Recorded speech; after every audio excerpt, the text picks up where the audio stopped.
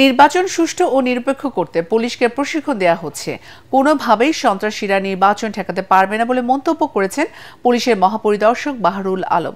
Khulna metropolitan police লাইন্সে গণমাধ্যম কর্মীদের সাথে মতবিনিময়কালে তিনি এ মন্তব্য করেন। পরে তিনি খুলনার 5টি স্থানে পুলিশের চলমান নির্বাচনী প্রশিক্ষণ পরিদর্শন করেন। এছাড়া খুলনা বিভাগে কর্মরত পুলিশের বিভিন্ন ইউনিটের অফিসার ও সদস্যদের সাথে মতবিনিময় সভা করেন আইজিপি। ইলেকশনটা আমরা করে ফেলতে পারবো, আপনি যাই বলেন। এইটাতে আমি মানে আমার দৃঢ় বিশ্বাস 43,000 সেন্টার, আপনি কয়টা সেন্টার বন্ধ করবেন? আপনি 500 সেন্টার বন্ধ করবেন, আপনি রি-ইলেকশন হবে। আমি 42,500 করে ফেলবো। 1,000 বন্ধ করবেন, 42,000 হয়ে যাবে, 41,000 হয়ে যাবে। ইলেকশন আপনি ঠেকাতে পারবেন না, ওই সন্ত্রাসীরা পারবে না। আমার বিষয়, কারণ মানুষ ইলেকশন মুখী, নির্বাচন মুখী।